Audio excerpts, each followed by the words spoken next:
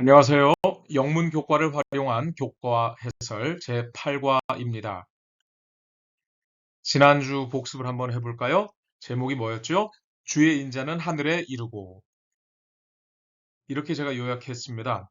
죄를 용서하시고 정한 마음을 창조하시는 하나님의 영원한 인자, 헤세드를 잊지 말고 어떠한 상황에서도 늘 찬양하자.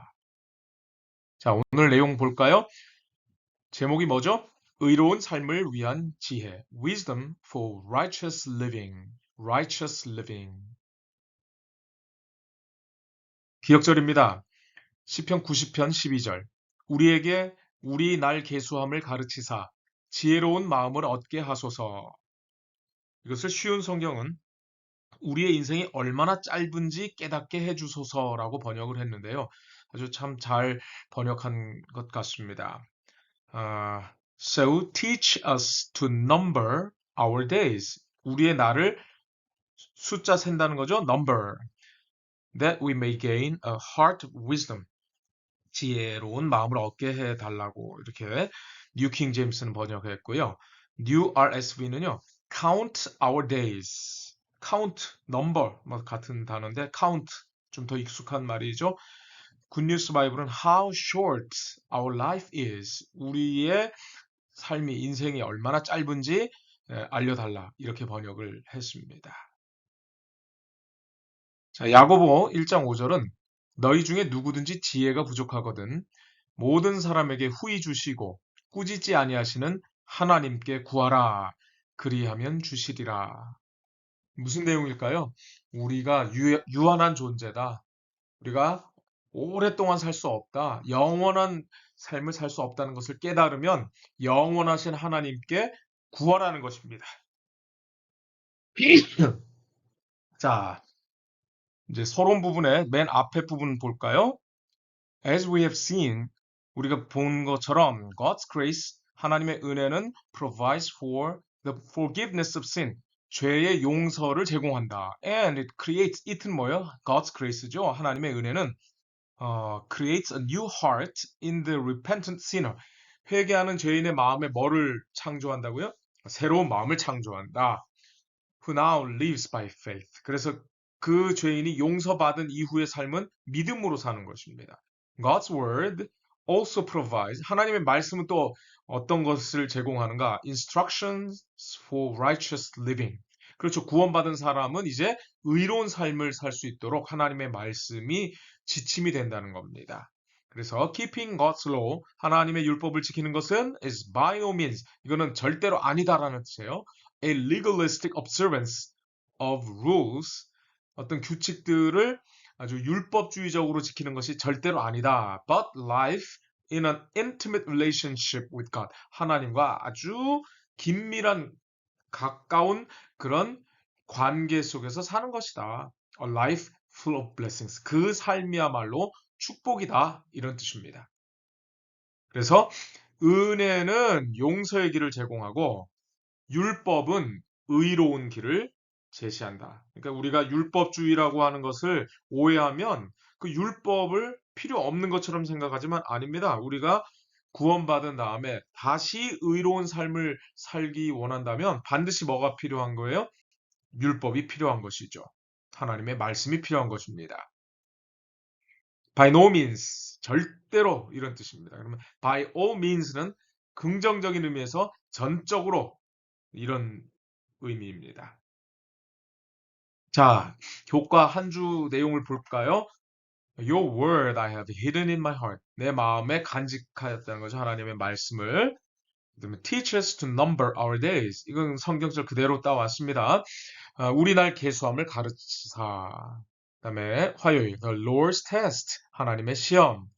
Wednesday 수요일은 deceitfulness of the wicked way. 악한 길에 이건 속임수, deceitfulness, 속임수. Blessings of righteous living, 의로운 삶의 축복. 이런 제목인데 이거를 이렇게 정리를 한번 했어요. 지혜란 율법을 삶의 기준으로 삼는 것이다. 월요일, 지혜란 현실을 파악하고 피난처를 찾는 것이다. 화요일, 지혜란 세상의 유혹에서 생명을 택하는 것이다. 수요일, 지혜란 사망의 길에 서지 않는 것이다. 휩쓸리지 않는 것이다. 이렇게 하면 더 좋겠네요. 목요일, 지혜란 이 땅에서 영생을 누리는 것이다. 이 땅에서부터 영생이 시작이 되는 것이죠. 자, 첫째 날입니다. 일요일, 내 마음에 간직한 주님의 말씀, His mercy. 이거 잘못됐네. 요거는 이게 잘못된 것입니다.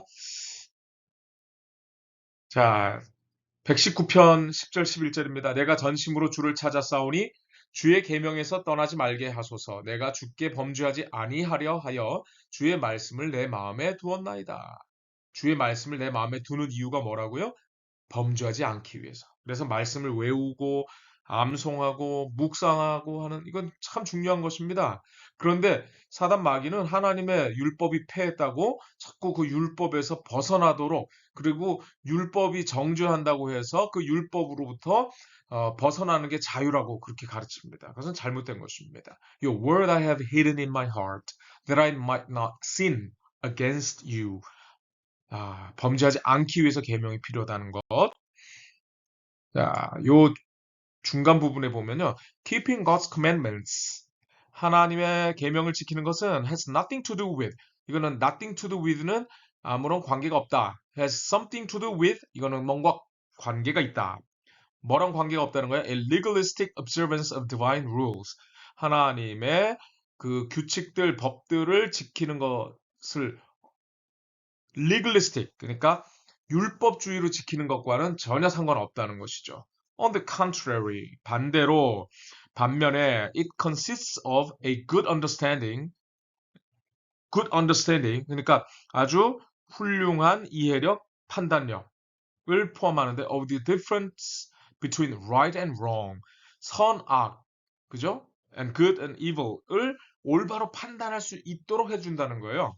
And involves the whole person, not merely outward actions. 그러니까 하나님의 율법을 지킨다는 게 겉으로 드러나는 행동뿐만 아니라 내 마음속에 있는 동기까지도 다 포함된다는 것이죠. 그래서 예수님께서는 형제를 미워하는 자를 그것이 살인한 자라고 이렇게 간주하셨던 겁니다. 그러니까 율법의 깊이가 얼마나 깊은지 우리가 더 볼 필요가 있겠죠. 그래서 이렇게 정리했습니다. 율법을 지키는 것은 율법주의가 아니라 좋은 분별력을 가지는 것이다. 그리함으로 올바른 길을 선택하는 것이죠. legalistic. 이것은 법률을 따른다라는 말도 되고요. 여기서 나온 말이 legalism, 율법주의. 그다음 율법주의자는 legalist. 이렇게 이런 단어들 알아두시면 좋겠어요. 자, 시편 119편 1절은요. 행위가 온전하여 여호와의 율법을 따라 행하는 자들은 복이 있으며 복 받는 길을 알려주고 있습니다. 그 복 받는 길은 여호와의 율법을 따라 행하는 자들이라 그랬어요. 그리고 잘 아는 시편 119편 105절 주의 말씀은 내 발에 등이요 내 길에 비치니이다. 주의 의로운 규례들을 지키기로 맹세하고 굳게 정하였나이다. 다윗이 잠깐 하나님의 율법을 어긴 때가 있었지만 다윗은 우리에게 이렇게 강조합니다. 주의 의로운 율법을 지키기로 맹세하는 것은 율법주의자가 아니라 하나님의 율법을 사랑하는 사람들의 당연한 선택이라는 것이죠. 그러면 이 시편 119편은 이렇게 돼 있어요. 여기 알렙, 벳, 김멜, 달렛, 해, 밥 이렇게 이 단어가 이렇게 재미있게도 이런 그 히브리어의 알파벳을 이용해서 에크로님처럼 되어 있습니다. 그런데 여러분 요걸 한번 생각해 볼까요? 하와가 누구의 말을 들었어요? 남편의 말도 듣지 않고 하나님의 말씀도 듣지 않고 뱀의 말을 들었어요. 사탄의 말을 들었어요. 그랬더니 어떻게 됐을까요? 여자가 그 나무를 본즉 먹음직도 하고 보암직도 하고 지혜롭게 할 만큼 탐스럽기도 한 나무인지라 하와가 아주 판단을 잘못했어요. 하나님의 말씀, 하나님의 계명, 하나님의 율법에서 지혜를 얻어야 되는데 어떻게 한 거예요? 그 열매가 지혜를 준다고 속아 넘어간 것입니다. 하나님과의 관계 속에서 그가 지혜롭게 되어야 되는데 그의 행위, 즉 선악과를 따먹는 어떤 행동. 그렇죠. 이것이 어떤 건가요? righteousness by faith가 아니라 믿음이 아니라 righteousness by works입니다. 그리고 자기만 아니라 남편에게도 그 선택을 하게 하고 드디어 죄가 이 땅에 들어오게 되죠. 여러분, 누구의 말을 들으니까 이게 모든 게 다 엉뚱하게 보이기 시작했어요? 바로 마귀의 말을 들은 때부터였습니다. 여러분, 확증 편향이라는 말이 있는데요. 이것은 자신의 가치관, 신념, 판단 따위와 부합하는 정보에만 주목하고 그 외의 정보는 무시하는 사고방식이다. 쉽게 이야기하면 내가 보고 싶은 것만 보고 듣고 싶은 것만 듣는다라는 거죠. 이거는 1960년에 영국의 심리학자 피터 웨이슨이 이런 이론을 제시했는데요. 자신의 믿음이 이렇게 무너지는 것을 두려워해서 무조건 자기가 생각하는 대로 보려고 한다는 것입니다. 여러분, 마귀가 바로 이런 확증 편향을 우리에게 심어주고 있는데 이 확증 편향을 우리가 깨려면 하나님의 말씀밖에는 방법이 없어요. 여호수아는 하나님의 말씀을 들었습니다. 오직 강하고 극히 담대하여 나의 종 모세가 너에게 명령한 그 율법을 지킬 만한 것 지켜라? 아닙니다. 지킬 수 있는 것 지켜라? 아닙니다. 다 지키라 그랬어요. 그래서 우로나 좌로나 치우치지 말라 그랬습니다. 그것이 형통한 길이라고 말하고 있습니다. 여러분, 잠언 3장 3절로 6절도 인자와 진리가 내게서 떠나지 말게 하고 그것을 내 목에 매며 내 마음판에 새기라 그랬어요. 그렇습니다. 오늘 우리가 성경을 들고 다니는 것으로는 족하지 않습니다. 그 성경이 내 마음속에 들어오고 나의 삶을 주관하게 해야 되는 것입니다.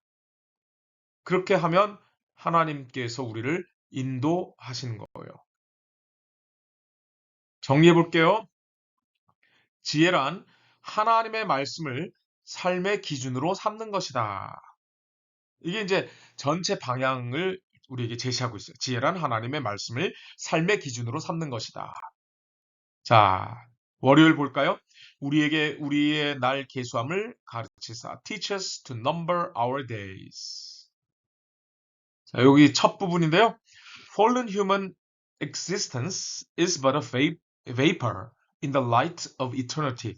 우리 죄인이 얼마나 유한합니까? 이건 그냥 사라지는 안개라고 이야기했잖아요. 그래서 우리 인생이 참 너무나 연약하지만 yet even that short life is filled with labor and sorrow. 이 짧은 인생이 얼마나 힘이 들고 그렇습니까? 그래서 수고하고 무거운 짐진 자들아 다 누구에게로 가야 돼요? 예수님께 가야 되는 거죠. 인생은 어쩌면 하루살이 같은 유한한 존재입니다. 그런데 이것을 깨닫지 못하는 사람들이 얼마나 많은지요. 인생은 내가 정말 죄로 말미암아 유한한 존재가 되었지만 무한하신 분을 찾을 수 있도록 하는 것. 이게 지혜입니다. vapor, 증기, 수증기 이런 뜻이고요. fog, mist, smoke 이런 말들 비슷한 말들이 있습니다. 그리고 달 표면에 증기의 바다라는 게 있는데 the sea of vapor. 자, 그럼 우리의 현실이 어떤가? 우리 연수가 70이요? 강건하면 80이라고 그랬고요. 얼마나 이 인생이 수고와 슬픔뿐인지 그마저도 점점 나이가 들면서 우리가 날아간다고 이렇게 표현하고 있어요. 여러분, from cradle to grave. 요람에서 무덤까지. 아, 정말 어렸을 때는 이 시간이 왜 이렇게 안 가나 했는데 얼마나 지금 나이가 들면서 이 시간이 날아가는 것을 여러분 경험하지 않습니까? 정말 내 인생이 어쩌다가 순식간에 지나가기 전에 우리는 영원한 삶을 위하여 지혜로운 선택을 해야 할 것입니다. 기울어지는 그림자라 그랬고요. 풀의 시들어짐 같다 그랬습니다. 그러나 반면에 여호와는 영원히 계신다 그랬어요. 그러므로 이 대조가 될수록 비교가 될수록 우리는 우리에게 영원한 삶을 주시는 하나님을 더 찾아가야 하는 것입니다. 인생은 그날이 풀과 같다 그랬어요. 들의 꽃과 같다 그랬습니다. 그러나 여호와의 인자하심은 자기를 경외하는 자에게 영원부터 영원까지 이른다고 약속했어요. 여러분, 메이플라이 아마 5월 달에 많이 나타나서 그런지 이 하루살이인데요. 이 하루살이 학명은 에페메로테라. 에페메로스는 하루만 산다라는 뜻이고요. 테로는 날개입니다. 그렇습니다. 하루만 사는 이 하루살이 평균 1년을 애벌레로 있다가 유충에서 성충이 되면 대부분 하루 살다가 뭐 좀 길게 살아봤자 한 3, 4일 살다가 사라지는 이 하루살이. 여러분 이 하루살이가 왜 이렇게 짧게 사는지 어떤 학자들은 입이 없어서라고 말합니다만은 여러분 어쩌면 우리는 영적인 입이 없어서 하나님의 말씀을 받아먹지 못하고 그러다 결국 이 70이요, 강건하면 80이라는 인생이 그냥 후다닥 지나가 버리는 거는 아니겠습니까? 어찌 보면 우리가 하루살이 보고 이렇게 하루밖에 못 사느냐고 우리가 그렇게 우습게 여길지 모르지만 하늘에서는 우리를 볼 때 왜 우리가 70, 80 사는 거 가지고 그걸로 만족하느냐고 아주 안타까워하지 않겠습니까? 자, 요 중간 약간 아래 부분인데요. Wisdom in the Bible, 그 성경에서 그 지혜는 depicts not merely intelligence, but reverence for God. 이게 똑똑하다는 지혜가 아니라는 거죠. 하나님을 향한 경외심이라는 거예요. 그래서 wise living, 똑똑하게, 지혜롭게 산다는 것은 means living with an awareness of life's transience that leads to faith and obedience. 요 단어 좀 이따 공부할게요. 인생이 덧없다는 거예요. 허무하다는 거예요. 근데 그것을 깨달으면 나에게 하나님으로 향하게 하는 믿음, 그리고 obedience, 순종의 이걸 깨닫는 데서부터 온다는 거죠. The wisdom is gained only through repentance. 그래서 이 지혜는 회개를 통해서만 얻어지고 and God's gifts of forgiveness, compassion and mercy. 하나님의 용서와 그다음에 자비와 이 긍휼과 자비의 그 선물을 통해서 우리가 이런 지혜를 얻을 수 있다. 요약하면 용서와 자비의 선물을 믿음으로 회개할 때에 우리는 영원한 생명을 얻을 수 있다. 텐션스, 인간의 덧없음, 무상 이런 걸 말합니다. 그러면 어떻게 영원히 사는 지혜를 얻을 수 있는가? 전도서 7장에서 그 답을 좀 우리가 찾아볼 수 있을 텐데요. 지혜의 왕 솔로몬은 초상집에 가는 것이 잔치집에 가는 것보다 나으니 모든 사람의 끝이 이와 같이 됩니다. 그렇습니다.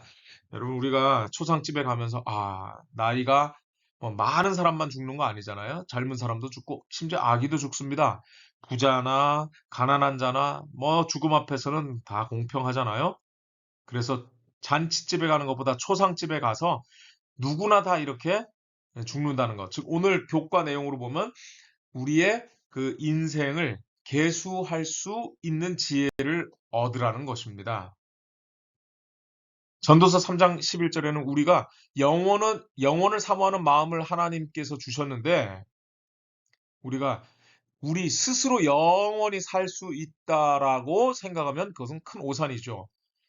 그러나 하나님이 하시는 일의 시종을 사람으로 측량할 수 없게 하셨도다. 우리 인생이 풀리지 않고 정말 이 헤아리기 어려울 때 우리는 진짜 헤아려야 될 게 뭐냐면 내 인생이 순식간에 지나간다. 그러므로 이 모든 것을 우리는 하나님이 하시는 일을 알 수는 없지만 이 주어진 생애 동안 늘 하나님을 선택하고 살아야 된다. 이런 깨달음을 얻어야 하는 것이죠. 그래서 잠언 9장 10절은 여호와를 경외하는 것이 지혜의 근본이라 그랬고요. 거룩하신 자를 아는 것이 명철이라 그랬습니다. 경외한다는 것, 아는 것. 이게 진짜 지혜인 것이죠. 그리고 잠언 16장 25절은 어떤 길은 사람이 보기에 바르나 필경은 사망의 길이라 그랬어요. 하와가 그것이 보암직도 하고 먹음직도 하고 지혜롭게 할 만큼 탐스럽다고 했는데 그게 사망의 길인 줄 어디 알았겠습니까? 잠언 21장 16절은 명철의 길을 떠난 사람은 사망의 회중에 거한다 그랬어요.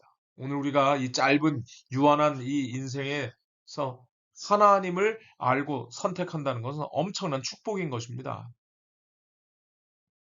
그래서 이제 회개에 대해서 좀 살펴볼 필요가 있는데요. 베드로가 아주 기가 막힌 설교를 하죠. 베드로가 사도행전 3장 19절에서 그러므로 너희가 회개하고 돌이켜 너희 죄 없이 함을 받으라. 이같이 하면 새롭게 되는 날이 주 앞으로부터 이를 것이요. 이 회개한다는 메타노에오입니다. 이거는 내 잘못을 내 스스로 고친다는 뜻이 아니에요. 그 다음에 회개라는 말에다가 또 돌이킨다라는 말까지 하면서 오늘 주님께로 돌이키면 죄사함을 받는 것이죠. 내가 내 문제를 고치고 해결하고 난 다음에 하나님께 가는 게 절대로 아니에요. 그러므로 내가 이 유한한 존재라는 것, 이거를 깨달을 때마다 하나님께 우리가 돌아가야 되는 것입니다. 그러면 죄 없이 함을 받는 것이고, 그렇게 하면 새롭게 되는 날이 늘 오는 것이죠. 그래서 사실 우리 그리스도인들이 구원의 확신을 갖지 못하면 구원의 즐거움을 누릴 수가 없는 것입니다. 그래서 회개란 나를 고칠 수 있는 분께 돌아가는 것입니다. 지난주에 그 다윗이 정한 마음을 창조해달라고 한 것과 이게 무관하지 않습니다. 회개란 한문으로 회개는 고친다라는 말이지만은 진짜 회개는 나를 고칠 수 있는 분께 돌아가는 것이 진짜 회개다. 이제 시편 90편 한번 1절을 볼게요. 모세가 쓴 시인데요. 주여 주는 대대에 우리의 거처가 되셨나이다. 그 다음에 9절 10절은 나의 피난처라 지존자를 너의 거처로 삼았으므로 화가 내게 미치지 못하며 재앙이 너의 장막에 가까이 오지 못한다고 이야기했어요. 하나님이 우리의 거처요? 우리의 피난처입니다. 영원하신 거처로 삼기 전에 우리는 이 땅에서 이 환난과 이 시험이 많은 이 땅에 우리는 피난처로 우리 주님을 늘 선택하고 그 선택이 이어져서 어떻게 될까요? 우리가 영원한 거처가 하늘에서 마련되는 것이죠. 예수님께서 처소를 예비하러 가신다고 했을 때 어떤 의미가 포함될까요? 그렇죠. 우리가 매일매일의 삶에서 우리를 피난처로 인도하시는 그 일, 즉 하늘에서 중보하시는 그 일을 함으로 우리가 그 선택이 계속 이어지면 어떻게 되는 거예요? 영원한 하늘나라를 우리의 거처로 삼을 수 있다. 여러분 이렇게 이해하면은 좀 성경 전체가 다 정확하게 이렇게 이어지지 않나요? 그래서 시편 71편에는 내가 주께 피한다 그랬어요. 그랬더니 주께서 나의 반석이요 나의 요새라고 이렇게 말합니다. 그럼 안가라는 말 들어보셨나요? 이 안가는 안전한 가옥입니다. 그래서 어떤 보호해야 될 사람을 이렇게 에, 도와주는 말하자면 피난처입니다. 피난처. 그리고 바르트부르크라는 그 성이 독일에 있는데 마틴 루터가 그 이 성에서 보호를 받고 있었어요. 그리고 이 성에서 신약 성경을 번역합니다. 여러분 오늘 우리가 하나님의 보호하심을 경험할 수 있는 그 피난처를 매일매일 찾아야 돼요. 그 경험이 있어야 돼요. 그 경험이 여러분 마틴 루터가 내 주는 강한 성이요 이런 경험의 노래를 하지 않나요? 그렇습니다. 오늘 우리에게 예수를 믿으면 환난이 없다, 문제가 없다 이런 게 아니고요. 이거는 그 삼박자 축복을 가르치는 그런 개신교의 어떤 잘못된 왜곡된 그런 신앙관입니다. 우리에게는 지금 여전히 문제가 있어요. 환란이 있어요. 그러나 피할 곳이 있다는 걸 가르쳐 주는 것. 여러분 이것이 하늘로 이어지는 그 신앙을 제대로 가르쳐 주는 것 아닐까요? 자, 정리해 볼게요. 하나님의 말씀은 생명에 이르는 지혜를 줍니다. 그러나 사탄의 말을 들은 하와처럼 사탄은 사망에 이르는 가짜 지혜를 줍니다. 여러분 그래서 이 세상에서 가짜 똑똑이가 얼마나 많은지 몰라요. 오늘 우리가 유한한 존재라는 걸 깨닫고 하나님께 나아감으로 생명에 이르는 지혜를 얻기를 바랍니다. 자, 셋째 날입니다. 하나님의 시험. 자, 하나님의 시험. 자, 시편 81편, 95편, 105편을 읽어보라 그랬어요. 여러분 한번 제대로 읽어보시면요. 큰 유익이 됩니다. 자, 여기 중간 부분에 있는 말인데요. 무리바죠. 무리바. Meribah is the place where Israel tested God. 아, 무리바는 어떤 곳이에요?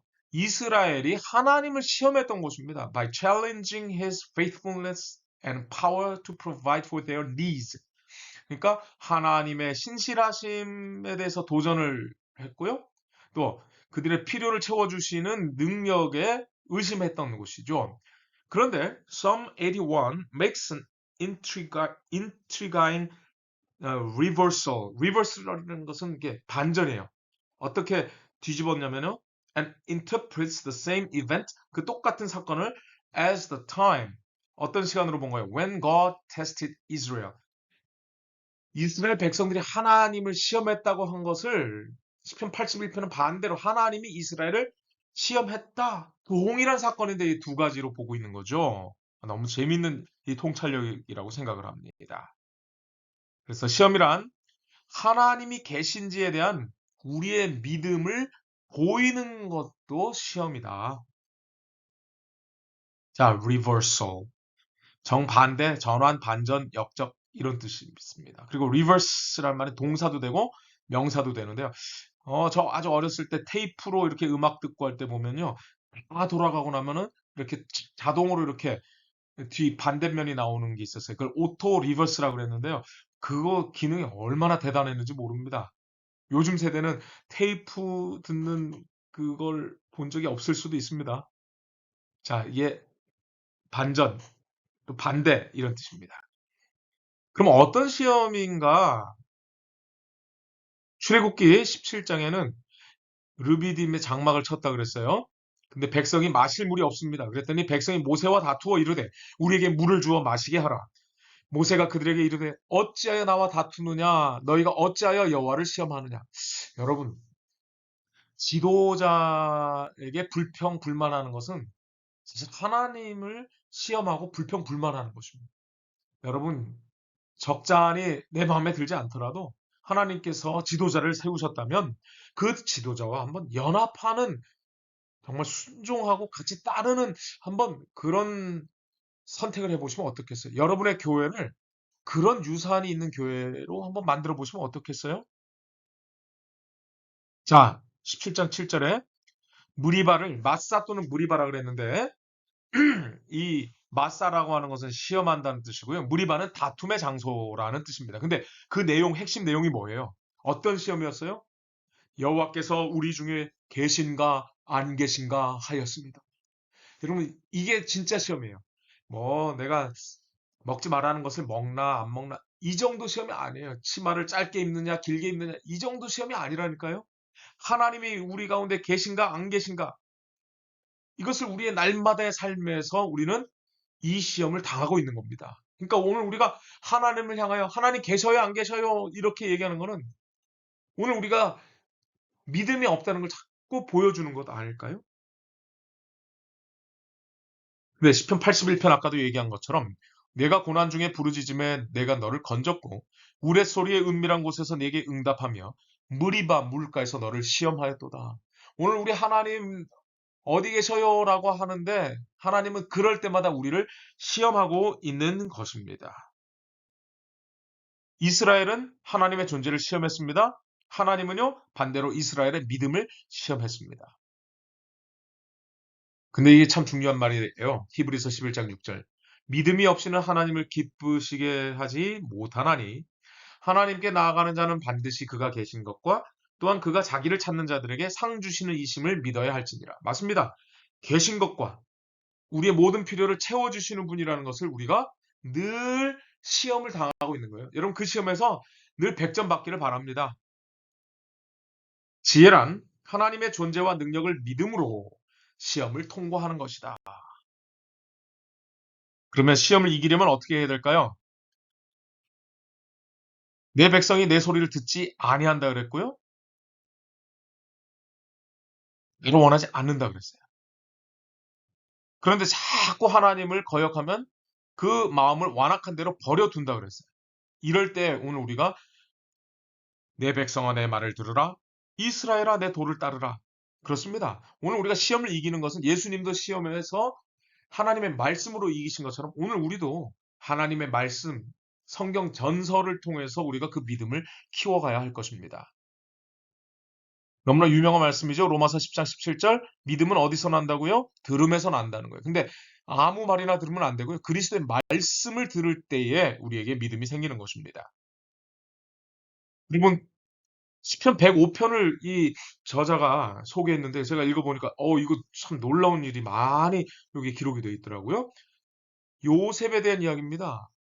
요셉이 종으로 팔렸지요. 그런데 요셉이 끝까지 그 시험을 참아 이겨냈어요. 그래서 여호와의 말씀이 응할 때까지라 그의 말씀이 그를 단련하였도다.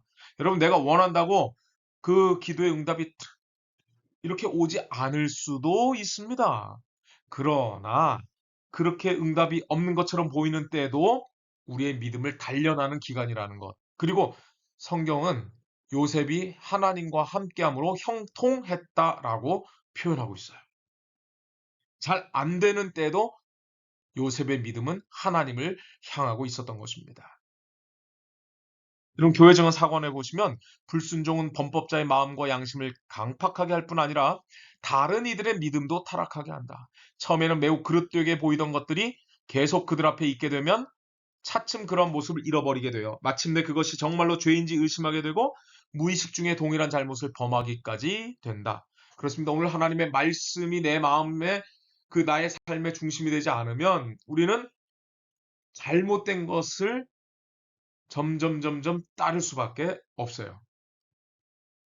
자, 정리해 보겠습니다. 지혜의 말씀은 시험을 이기는 믿음을 준다. 자, 넷째 날입니다. 악한 길의 속임수. Deceitfulness of the wicked way.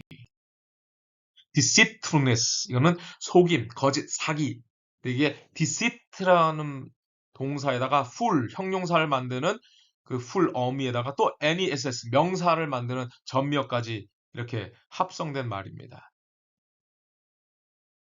자, 요 첫 부분에 약간 밑에 보시면 The temptation is also whether God's child will yield to the counsel of the righteous or 그러니까 의인의 그 권고를 들을 것이냐 아니면 or be lured by the delicacies of the wicked 그 악한 자의 달콤한 유혹에 넘어갈 것인가 이게 시험이라는 거예요.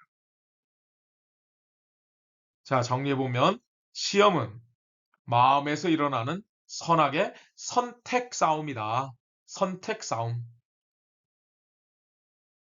가장 치열한 싸움은 어떤 싸움일까요? 여러분 시편 141편 1절입니다.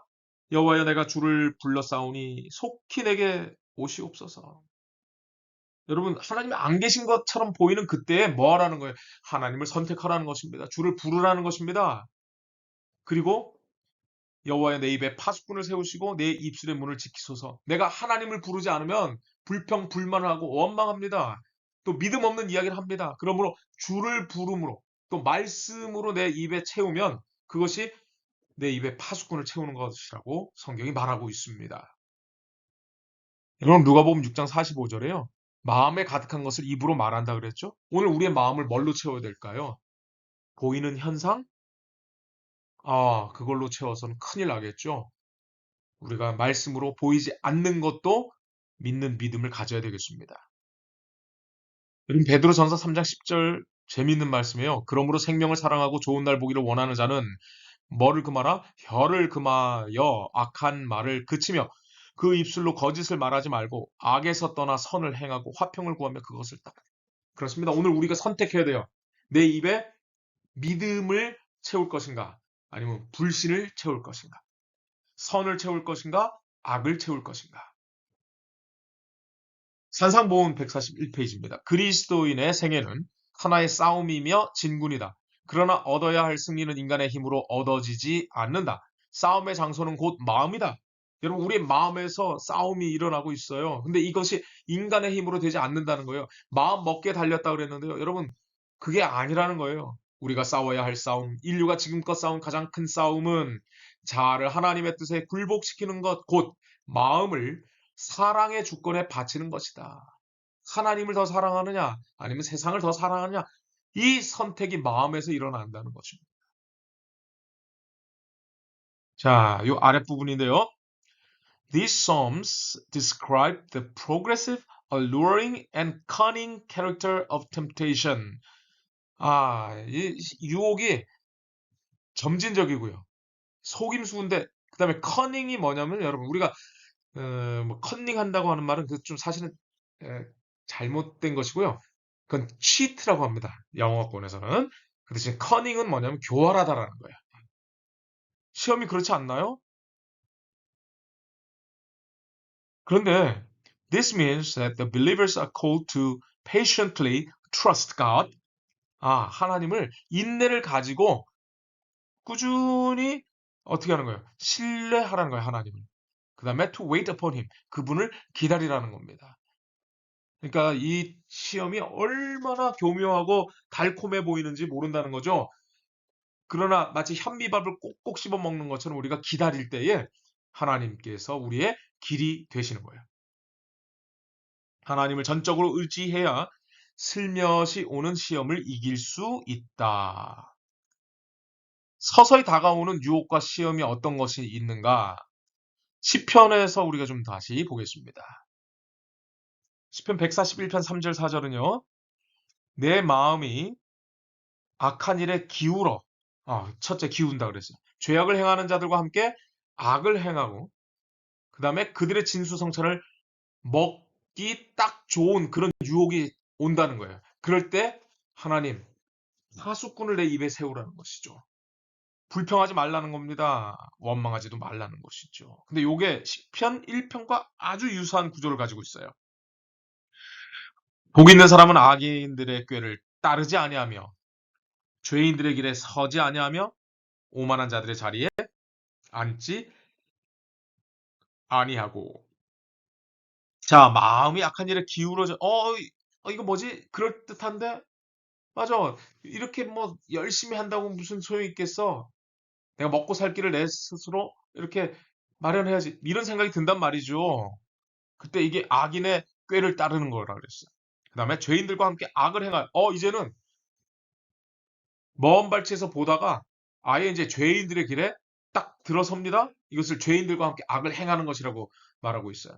그 다음에 죄인들과 아예 이제는 진수성찬을 먹는 거예요. 그게 뭐라고 시편 1편은 말하고 있어요? 오만한 자들의 그냥 털퍼덕 주저앉아 있는 거라 그랬어요. 점점 이 악으로 이렇게 향하는 모습을 이 시편 두 편에서 우리가 보게 됩니다. 여러분 뭐 이게 진짜인지는 모르겠습니다만은 개구리를 뭐 따뜻한 물에다가 놓으면 뜨겁다고 그냥 펄쩍 도망간다 그래요. 그러나 보통 상온의 물에다가 넣어놓고 살살 이 불을 가해서 열기를 높이면은 개구리가 그냥 뜨거워서 죽는지도 모르고 그 물에 있다고 하죠. 여러분 우리가 죄가 점점 우리를 사로잡아 오는 것을 볼 때에 말씀으로 또 능히 이겨내야 되겠습니다. 예수님이 시험을 말씀으로 이기신 것처럼. 근데 감사하게도 여러분 고린도전서 10편 10장 13절은 하나님이 우리에게 감당할 수 있는 시험을 주시지 우리가 감당할 수 없는 시험을 주지는 않는다는 거예요. 그리고 시험 당할 즈음에 또한 피할 길을 내신다는 거죠. 뭐 이 피할 길이 길이요 진리요 생명이신 예수님이 아니겠습니까? 근데 저는 여기서 이 빨간 글씨 능히라는 말을 좀 주목하게 되는데요. 그렇습니다. 우리가 내가 생각한 길이 아니라 예수님이 주시는 그 피할 길을 가면 능히 이겨낼 수 있다. 지혜의 말씀은 시험을 이기는 믿음을 준다. 다시 한번 정리했습니다. 자, 이제 마지막 목요일입니다. 의로운 삶의 축복. Blessings of righteous living. 글쎄요, 여러분 이 땅에서 의롭게 살면 복이 있나요? 혹시 손해만 본다고 생각하지 않나요? 이 땅에서 정말 의로운 삶을 사는 게 쉽지 않아요. 근데 이것을 성경은 축복이 있다고 말하는데 어떤 축복이 있는지 보겠습니다. 자, 첫 부분입니다. Of the many blessings. promised to those who revere the Lord. 여호와를 경외하는 사람들에게 약속된 이 축복들이 많이 있는데 of라고 했잖아요. 요 앞에까지는 그것들 중에 진짜 주어는 peace입니다. Peace is perhaps one of the greatest. 평화야말로 가장 큰 축복이라고 말하고 있는 거예요. Psalm 1 depicts the righteous by a simile of a tree. 이 나무로 비유하고 있어요. 이 simile는 비유란 뜻이고 뭐 직유라는 것인데요. 뭐뭐와 같다 이런 거예요.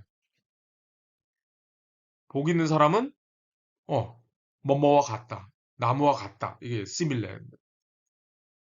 Which yields its fruits in season. 철 따라 열매를 맺는 그런 삶이라는 것이죠. The righteous are like a fruitful tree with roots.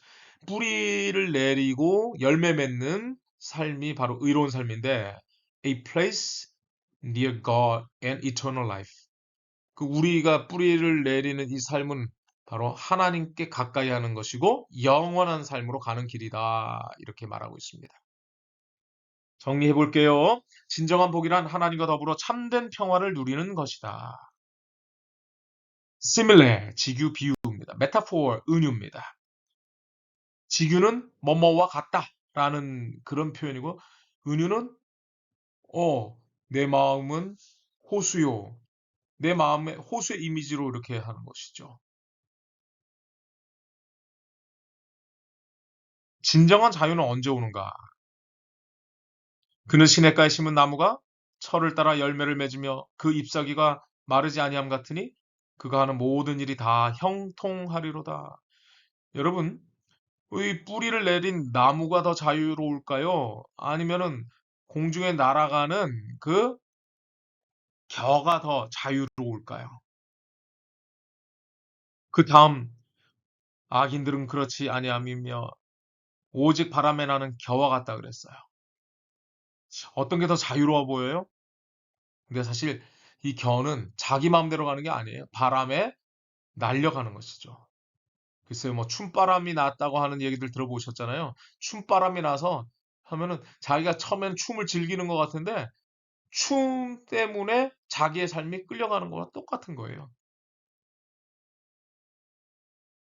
여러분, 바람에 날려가는 겨. 물고기가 물 밖을 나가서 자유로울까요? 아닙니다. 물 안에 있을 때 자유로운 것이고 뿌리를 물가에 내렸을 때 진정한 자유가 있는 것입니다.